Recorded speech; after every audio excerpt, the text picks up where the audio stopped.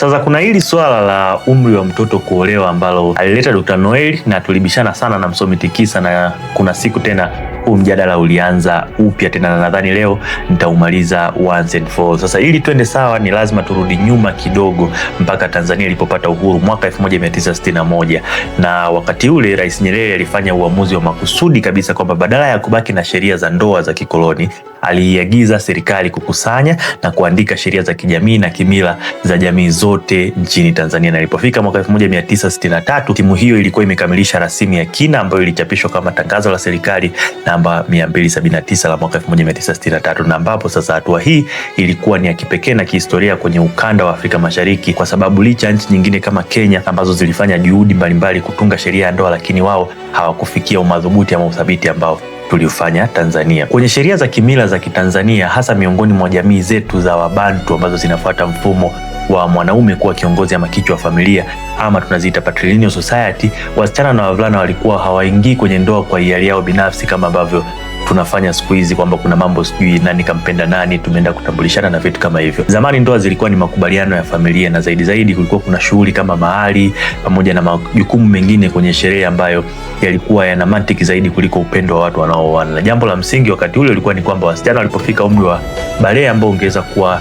miaka 14 kulingana na mila, tayari walikuwa wanaonekana kuwa wamefika hatua ya kuolewa, ingawa bado sasa jambo hili lilitegemea mazungumzo ya kifamilia. Sasa shida ikaja wakati watungaji wa sheria ya ndoa ya mwaka 1971 ambapo waliamua kukaa na kujaribu kuunganisha sheria za kimila, sheria za Kiislamu na sheria za kiraia ama civil laws ili kuziweka ndani ya kitabu kimoja. So shida iliyokuja ilikuwa ni kwamba zamani mfumo wa koloni ulikuwa tayari umesharekodi hizi mila, lakini ulikuwa umezifanya ziwe ngumu kidogo na zikawa zina nafasi ndogo sana ya kubadilika kulingana na wakati, na kazi mpya ilikuwa sasa ni kujumuisha uhalisia huo bila kurithi tu mtazamo wa koloni. Kwa hiyo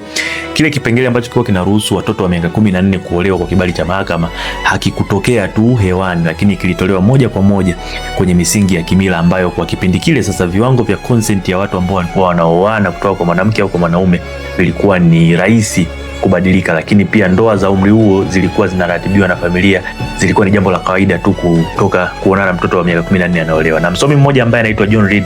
alichapisha makala yake katika jarida la Journal of African Law la mwaka 1972 ambalo lilikuwa linaitwa A Milestone in the Integration of Personal Laws, the New Law of Marriage and Divorce in Tanzania. Kwa maana ya kwamba hatua kubwa katika uunganishaji wa sheria za kijamii, sheria mpya ya ndoa na talaka nchini Tanzania. Sasa Reed alisisitiza kuwa Tanzania ilikuwa ikijaribu kufanya jambo la maendeleo kwa kuingiza ndoa za kimila katika mfumo mmoja wa kisheria, ambapo sasa zingesajiliwa na kuwekwa kama kumbukumbu na kuwa na nafasi ya kusimamiwa na dola badala ya kuachwa bila kuwa na mwelekeo wa kisheria. Na lile sharti la kupata kibali cha mahakama kwa ndoa za watoto ambao wako chini ya miaka 15 liliwekwa sasa kama kinga ya kujaribu kumlinda huyu mtoto ambaye anaolewa, na sio kama nafasi ya kuruhusu watu kuoa watoto wenye umri huo. Na kimsingi sasa mantiki hiyo ilikuwa na mashiko mwaka 1971 kutokana na pengo kubwa ambalo lilikuwepo kati ya yale ambayo yalikuwa yakitendeka kwenye jamii na yale ambayo yalitambuliwa na mfumo rasmi wa sheria. Hata hivyo sasa uhalisia baada ya miaka 50 zaidi ambayo tumepita kutoka kipindi kile, kipengele hicho kimekosa uhalali wa kisheria na kikatiba, na sababu zikiwa ni kama mabadiliko ya mila pamoja na mitazamo ya kijamii, lakini pia kuna tafiti mbalimbali kuhusu ukuaji wa mtoto ambazo zimebadilisha uhalisia, na mifumo ya haki za binadamu pia imekuwa kiasi ambacho jambo hili linaanza kuonekana ni kama jambo la ajabu kwa sasa. Sasa pamoja na mabadiliko hayo, kipengele hicho sasa bado kiko vile vile kwenye vitabu vya sheria, na ilianza kesi ya kwanza, kesi ya Rebecca Gyumi, ambayo ililazimu mahakama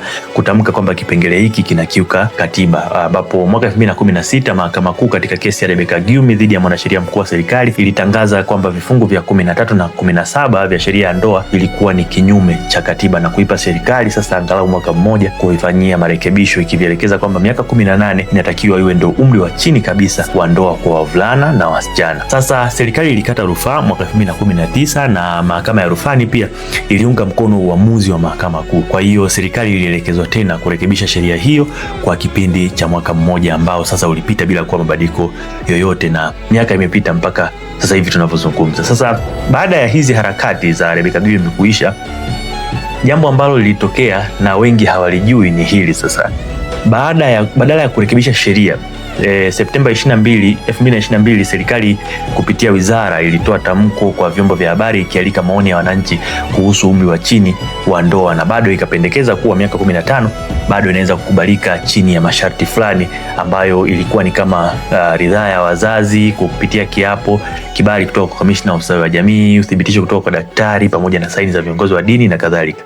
Na kwa maneno mengine sasa kuliweka hili ni kwamba baada ya kushindwa mara mbili mahakamani, muhimili wa utendaji sasa ambao ni serikali ulijaribu tena kufanya upya hili shauri kupitia maoni ya wananchi, jambo ambalo muhimili wa mahakama sasa ulikuwa tayari umeshalitolea uamuzi wa mwisho. Sasa tamko hili la serikali lilizua shauri la tatu la kisheria, ambapo katika kesi ya Mary Barnaba Mushi dhidi ya mwanasheria mkuu wa serikali, kesi namba 14 ya mwaka 2022, Mahakama Kuu ya Kanda ya Dar es Salaam iliombwa kujibu hili swali kwamba kulikuwa kuna mkanganyiko wowote ambao umebaki kuhusu umri wa chini wa ndoa, na je, mchakato wa serikali wa kukusanya maoni ulikuwa ni halali kisheria? Sasa kwenye ile kesi Jaji Mzuna alijibu kwa uwazi kabisa kwamba hakukuwa na mkanganyiko wowote wa mahakama ya rufani ambayo ndio mamlaka ya juu kabisa Tanzania, na ilikuwa imeshatamka neno la mwisho, na mchakato wa kukusanya maoni ya wananchi ulikuwa ni sawa na jaribio la kuanza kulisikiliza upya shauri ambalo tayari lilishaisha, jambo ambalo lilikuwa linadhoofisha sasa ukuu wa mahakama na mamlaka ya mwisho ya utoaji wake nchini kwetu kwa mujibu wa katiba. Jaji pia aligusia hoja ya kisheria kwamba kifungu cha 13 na 17 kama ambavyo alisema msomi pia havikutangazwa kuwa batili moja kwa moja, havikuwa null and void, lakini kwa sababu serikali ilishindwa kuvirekebisha ndani ya muda uliowekwa, vilipoteza nguvu ya kisheria na kuwa ziada tu, ama kwa Kiingereza tunaita